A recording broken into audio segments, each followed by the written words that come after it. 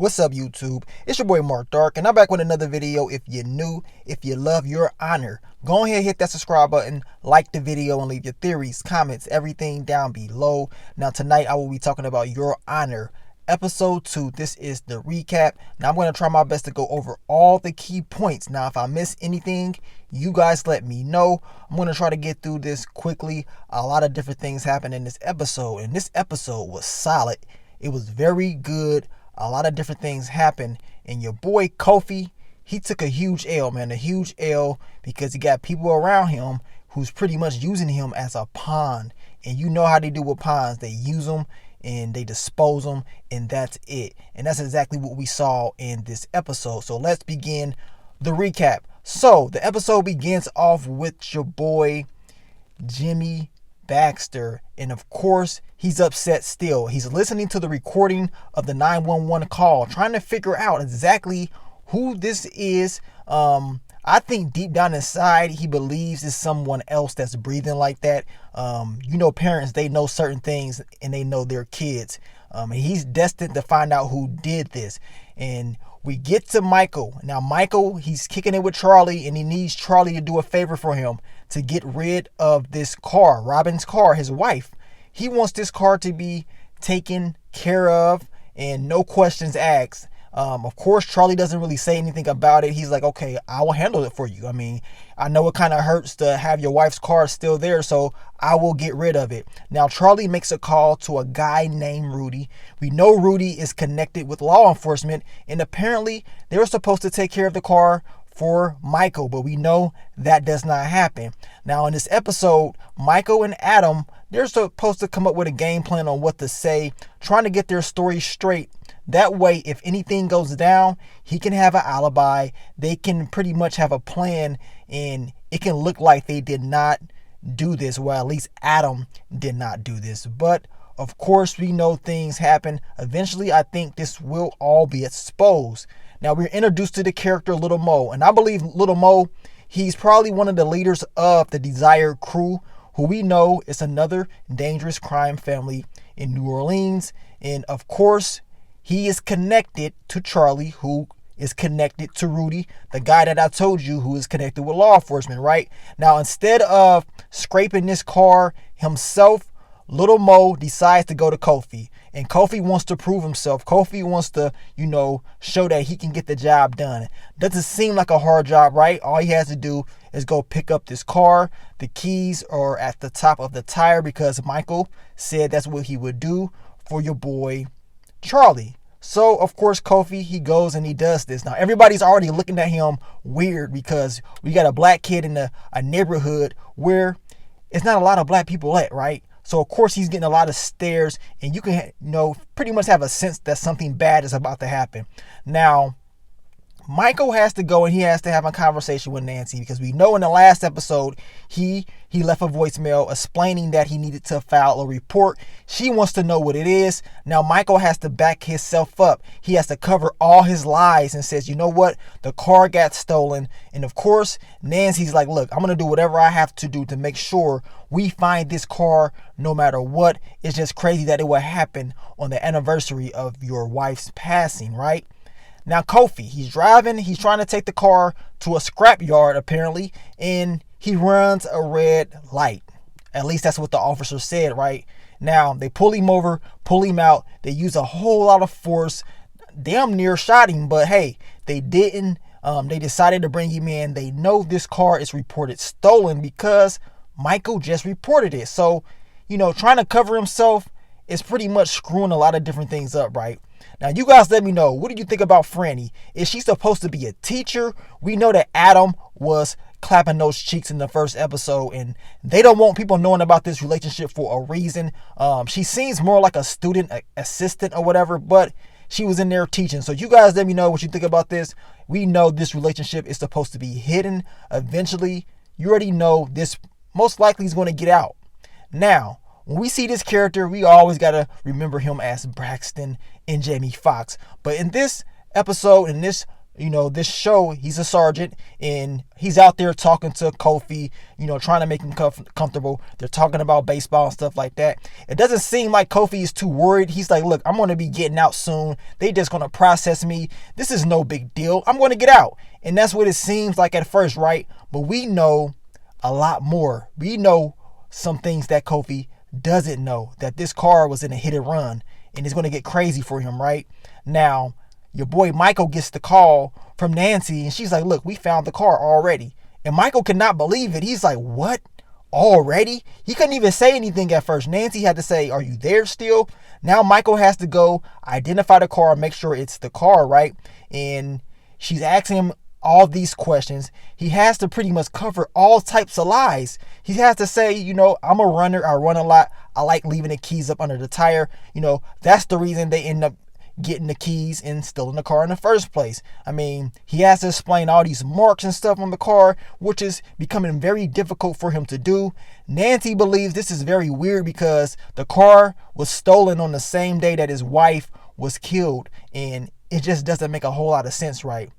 Now, we know the Baxters, they're pretty much going to do a DNA test on this inhaler, and we know that DNA is going to come back and it's not going to match Kofi's DNA, because we know Kofi's going to go down for this, right? But that DNA would not match it. So I wonder what's going to happen when they find that out. And once we get back to this spot, we see as the car is being pulled out, a piece of the car falls, and from a different angle you can see blood. And now Michael knows he screwed up. He knows it's too late. There's no going back now. What are you going to say now? So now Michael has to think of another game plan. What is he going to do? How is he going to explain this? They bring the car in, they searching it because now they know it was involved in this hit and run. Now they know this car killed your boy Rocco Baxter, who Adam really did. He really killed him. And Adam in this episode was making a whole lot of mistakes. I don't know about you guys, but the last thing you need to be doing is looking up information about the crime in the first place. You all looking up their social media, their lifestyle and stuff like that. I mean, you can delete it all you want, but we all know when you look it up on a computer, it's always there. Now, Adam feels bad about what he did. He was breaking down. This kid is very emotional. And like I told you guys, he definitely has some mental issues. He's not all the way there. He was tweaking out when he saw the cop car pull up. Of course, the cop comes in there, uses the restroom, and Michael has to come up with another lie once again. As soon as he sees Adam, he's like, look, the car got stolen. The police are checking everything out to make sure everything is good. Pretty much just trying to let Adam know that he has nothing to worry about, but he wants to make sure Adam doesn't come down there and mess up his lie in front of this officer.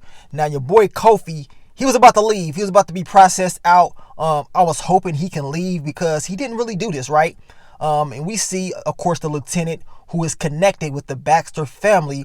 He wants to make sure that Kofi is going to suffer. He wants to make sure he gets information out of him. And they want that cell phone at the end of the day. So they take Kofi to a undisclosed location. They handcuff him and they make sure no one is there.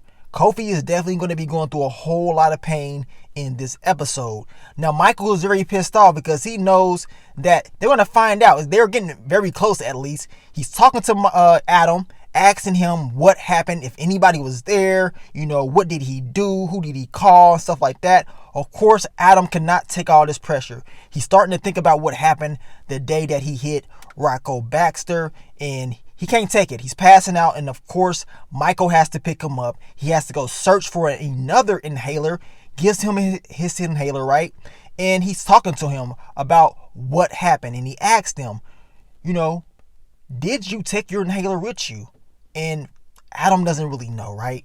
So now they know that the inhaler was left there, and Michael is like, damn, another mistake from my son Adam. And I'm telling you right now, it's going to come back and bite him in the butt. Now, of course, they're gassing out Kofi. They're pretty much putting him through a whole lot of pain, trying to get him to talk. He doesn't know where this cell phone that they're asking about, he doesn't know where it's at. That's because he didn't do this. We know Adam, in the first episode, he threw the cell phone in the river, right? Or the ocean or wherever. He threw it out. Now the boys, they go to Kofi's house, and come to find out, Kofi His mother is the lady that we saw in the first episode that was on trial. Of course, Eugene, his brothers and sisters are in this house. I feel sad for him, man, because his family, they're suffering right now. This guy right here is pretty much being accused of something that he did not do at all. He didn't do this. Now, of course, we know that we are seeing a love interest of Michael. Her name is Lee. I believe Lee is an attorney. You guys let me know if that's the case, if that's what you believe. But she really seemed like she's an attorney and that the two have a history together. We know that your boy Michael is going to use her later on in the episode to help him out in Kofi. Now, Kofi gets a call. As soon as he gets locked up, he gets a call from Little Mo. Little Mo explains to him like this: you have to take the rap or your family is done for. So if Kofi does not say I'm guilty, that means his family is done for. What do you expect him to do? So he has to go up there and take the plea. He has to say that he did this. I mean, everybody's in the courthouse, right? We got the Baxter family there. Of course, Michael is there. And Kofi is pretty much being embarrassed. The judge makes him take down his shirt down to show his tattoos, to show that he's connected to the Desire crew, and pretty much embarrasses Kofi in front of everybody, his family. Michael feels bad because he's like, man, he didn't do this. So why is he saying that he did it? Why is he pleading guilty? So now Michael knows that this is very serious, that something is not right. Now, Jimmy Baxter, he's pissed off. He said, you know what? It's definitely going to be a war between the Desire crew and our crew. I don't really want this to be a war. I didn't really want it to get to this level, but apparently I'm going to have to clean up. I'm going to have to make this right. So this war is definitely about to happen in the upcoming episodes. Now we get back to Little Mo, and Little Mo makes a call to Rudy, who I explained to you guys, who is connected with law enforcement, who is connected to your boy Charlie. Now, Little Mo tells him, look, Kofi, he's a soldier. He didn't rat on us or whatever. He didn't say anything. Now, we know Kofi can easily say, look, I was sent by these guys. They sent me and that's it. I didn't do it. Now, Charlie, of course, he's happy. He's like, okay, I'm good now. Charlie is pissed off at the same time because he was just supposed to scrap this car, but they didn't know that this car was connected to a murder. So in this next episode, Charlie will be going to Michael and explain to him, like, look, why did you set me up? What's going on with this whole car thing?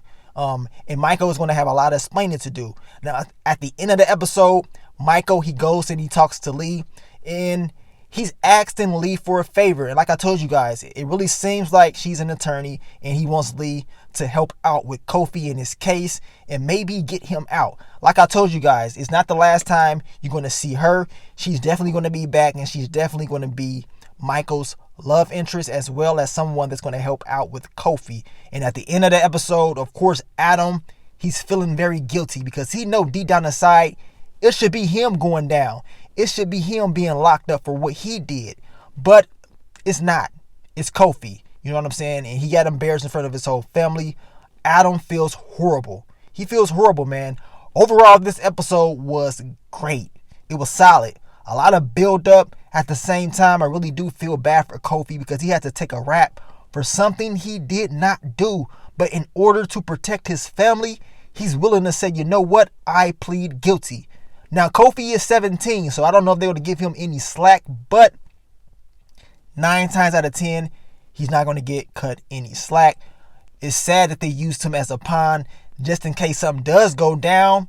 He's underage, and he probably won't get that huge of a sentence. But, Little Mo and Rudy and Charlie did not know this car was connected to a murder. They didn't know this. So at the same time, I can understand, what they're doing.